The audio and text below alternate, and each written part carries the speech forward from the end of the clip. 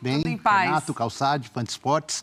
São Paulo que um dia de treino, o Calçade gosta muito disso. Adoro isso. Adora, né, Calçade? Um dia de treino? Um dia, hoje. Que exagero, hein? Hoje. Porque ele vai treinar? Ele vai amanhã fazer a terceira partida em 6 dias. E aí nós vamos julgar o Zubeldia se o vale é bom ou não. Então, um dia. Hoje foi o treino com todo mundo, porque ontem foi um regenerativo.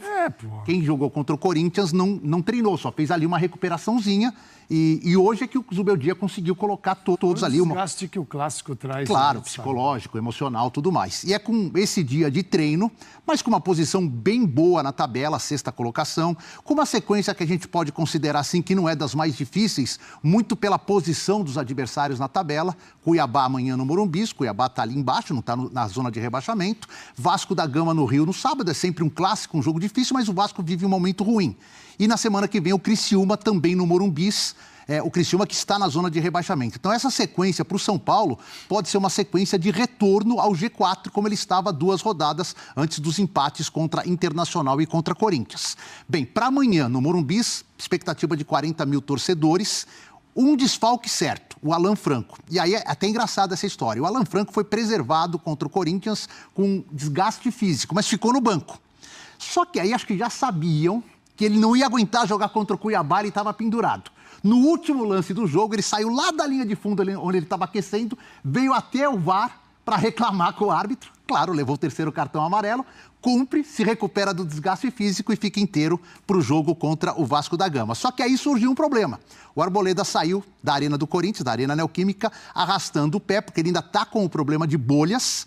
E se o Arboleda sentir isso a ponto de não jogar, o Sabino, que hoje teve seu contrato estendido até o final do ano, o contrato inicial venceria na quinta-feira, foi estendido até o final do ano, que seria o único zagueiro em condições de formar a dupla com o Diego Costa. Eu acredito que o Arboleda vai jogar. As bolhas não tiraram do clássico, não vão tirá-lo do jogo contra o Cuiabá. E o Arboleda não é de ficar fora assim por qualquer problema. Mas sempre há o risco, então o Sabino pode jogar no Morumbi ao lado do Diego Costa. Outra modificação que é muito importante o Wellington Rato voltou depois de 70 dias, jogou bem, joga pelo lado direito e a chegada do Wellington Rato proporciona que o Lucas jogue onde o Lucas gosta. Centralizado. E aí, quem sai do time? O Luciano seria a primeira opção, porque o Nestor joga pelo lado esquerdo, o Luciano não. Então, talvez o Wellington Rato e o Luciano briguem por uma posição amanhã. Se jogar o Rato, Lucas mais centralizado. Se jogar o Luciano, talvez o Lucas reveze, jogue um pouco pelo lado direito e um pouco centralizado. É esse o São Paulo com o Jandrei no gol, porque o Rafael está na seleção, que busca manter uma invencibilidade de 13 partidas, 12 delas com o Zubeldia, que não perde como comandante do São Paulo. A sequência que você falou é Cuiabá, Vasco no Rio Vasco sábado e Criciúma. E Criciúma quarta-feira no Morumbi. Sim, você tem que ter ambição, time de futebol, né? E o São Paulo, nesse momento, permite.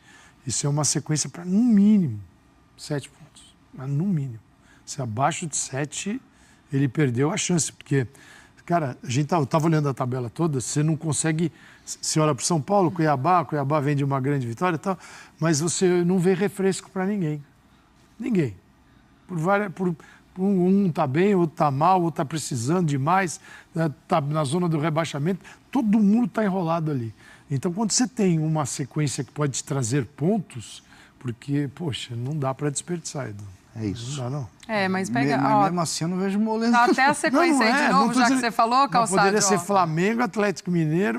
A rodada do meio de semana. E eu ia dizer que o São Paulo recebe um Cuiabá que vem num processo de recuperação dentro do campeonato. Olha esse primeiro jogo. Interessante de se observar. Botafogo e Atlético.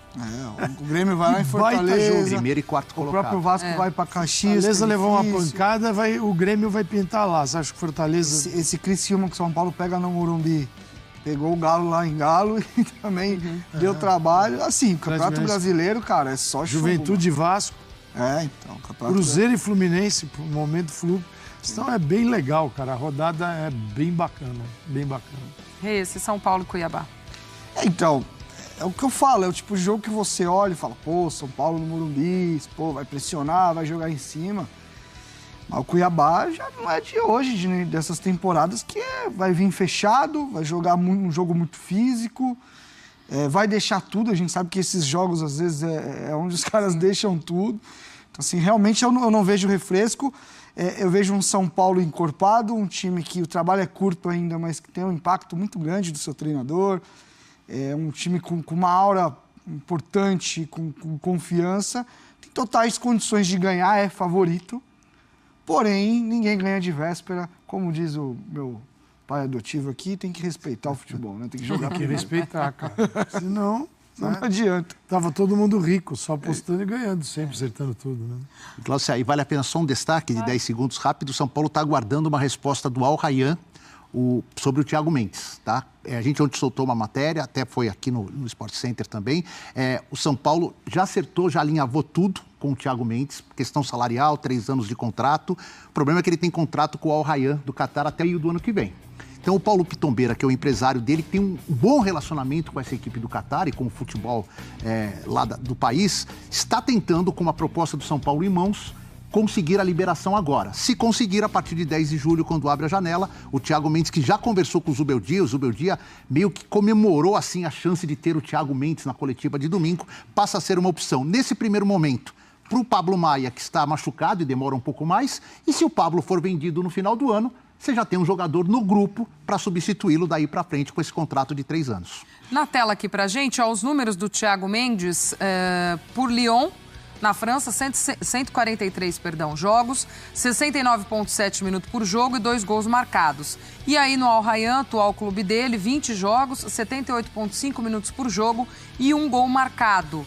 Nessa negociação com o São Paulo, já como o Edu pontua, aprovado aí por Zubeldia, comemorando esse possível reforço aí, esse nome para o seu elenco. São Paulo agora também, além de encorpar, acho que aí agora o Zubeldia começa a pensar mais com a cara dele, né? Chegou, trabalha com o que tem, mas talvez acho que é algo mais autoral agora do Zubeldia. Mas tem um dia para fazer isso. Ele até traz os caras que ele acha, mas é um dia de treino para encaixar esse povo todo. Um dia só. Assim, questão do Thiago, né? Se a gente for olhar, o São Paulo talvez não seja o clube desses 20 que a gente tem falado do Campeonato Brasileiro que está no desespero para se reforçar.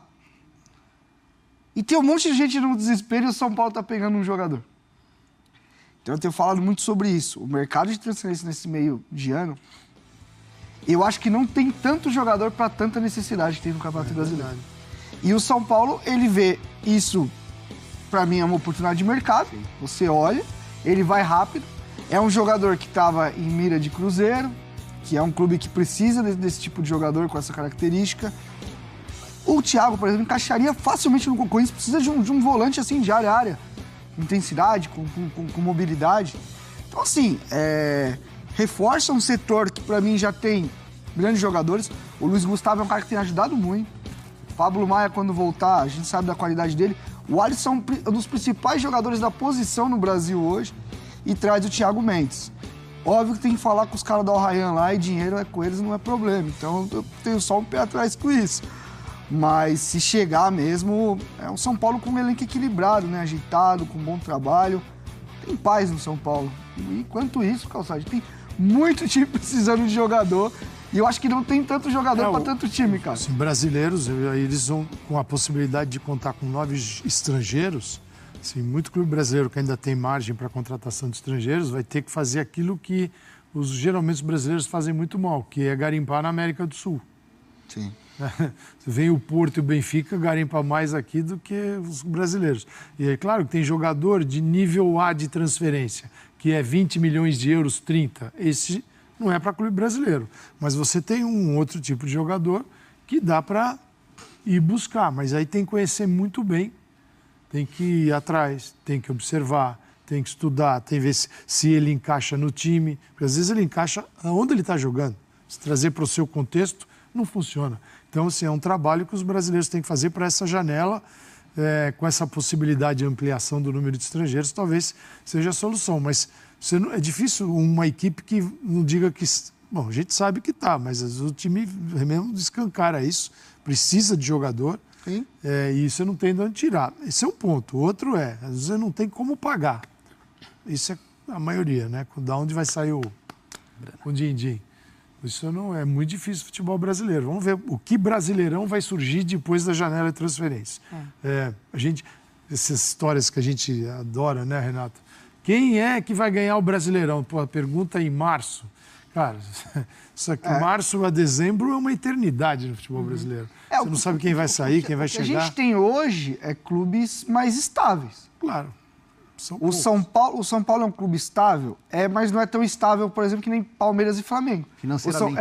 O São Paulo, por exemplo, financeiramente é perigoso. Eu digo muito no sentido de chega uma proposta para um jogador importante. O São Paulo não tem hoje a condição de falar, não fica. Ou então eu vou espremer o time europeu até ele me dar o que eu quero. Pelo contrário, o São Paulo precisa vender pelo menos um jogador. É isso. Então o São Paulo entra nesse aspecto. Tem clubes que nem Palmeiras e Flamengo que assim, você vai querer levar, mas você vai pagar a bala. E tem clubes que o jogador quer ir embora. Porque não está recebendo, ou porque chega meia dúzia de banana e leva, enfim. Então a gente tem todos os tipos de contextos no Brasil. O ponto é que eu acho que já tem gente muito arrumada e gente muito desarrumada.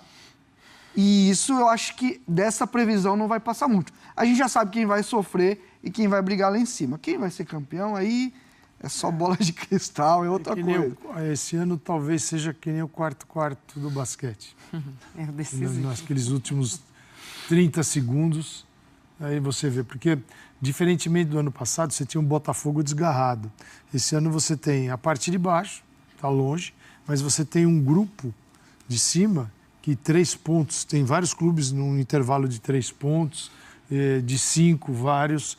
Então, é o que acontece, está todo mundo muito próximo, caminhando junto nesse campeonato. Copa América já é uma pancada forte, porque você pega um Flamengo. O Flamengo foi o meio de campo dele, só para ficar no meio, o meio de campo embora, que Pulgar, De La Cruz, Arrascaeta. Gente, se tem um meio de campo desse que está funcionando tão bem, você atira do time, você altera drasticamente essa equipe de futebol.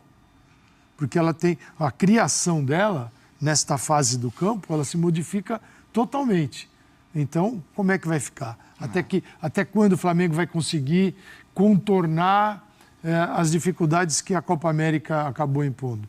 E no ano que vem tem Mundial de Clubes, eu quero ver como é que vai ser. No outro ano tem Copa do Mundo, tudo neste intervalo que é das férias no continente europeu. Então, enquanto a gente fechar os olhos para isso, vai ser essa zona que é aqui. Só que ninguém está... Os clubes preferem... Isso que eu fico imaginando. Os clubes preferem gastar muito mais. Sim. Porque é um prejuízo para o clube. O clube tem que ter um elenco muito maior do que ele teria se tivesse um futebol organizado. Então, esta desorganização faz você ter um elenco com mais gente.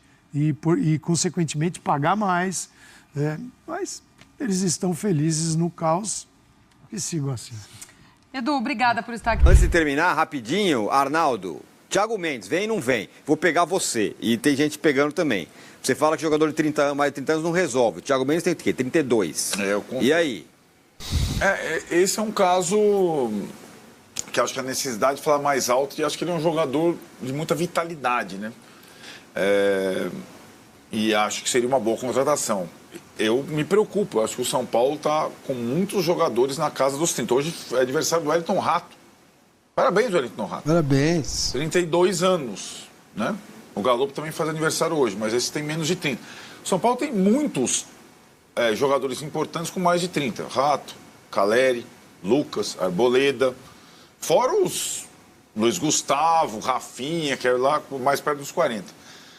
O Thiago Mendes, Tironi, a situação é a seguinte, né? Ele passou o final de semana em São Paulo, no São Paulo, foi visitar o CT, conversou com o Zubeldia, foi assistir o jogo na Neoquímica Arena.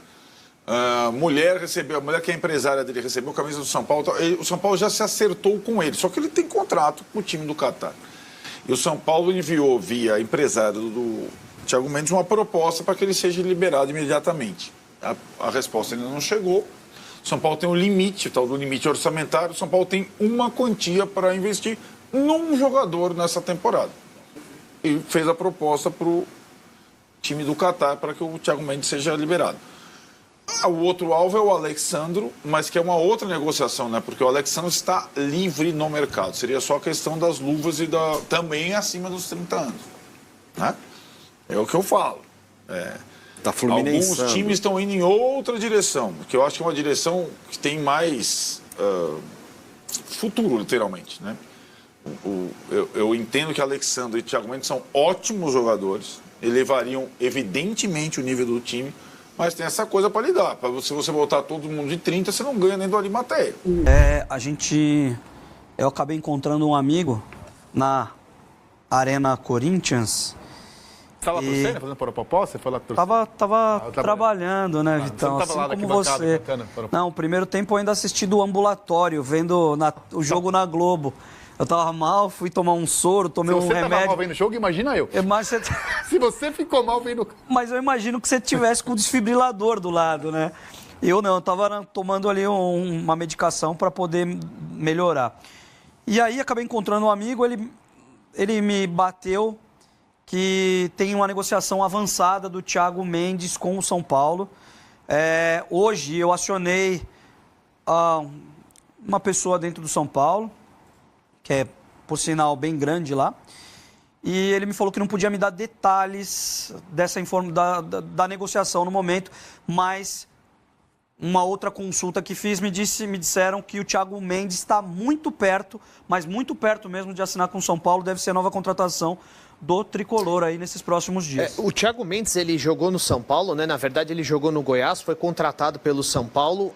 Com o jogador já está tudo certo, tempo de contrato, salário, ele esteve no centro de treinamento, conversou com o Zubeldia, ontem esteve na Neoquímica Arena assistindo o jogo. Hoje não. O único problema é que ele tem um contrato com o Al Rayyan, são 8 meses de contrato. O empresário entende que só pedindo a liberação, olha, não precisa mais pagar os salários do jogador, ele vai sair mais cedo. É o suficiente, mas o São Paulo já está também disposto a pagar uma quantia para que ele venha agora nessa... Vou fazer uma pergunta para vocês dois, posso? Claro. Vocês são jornalistas.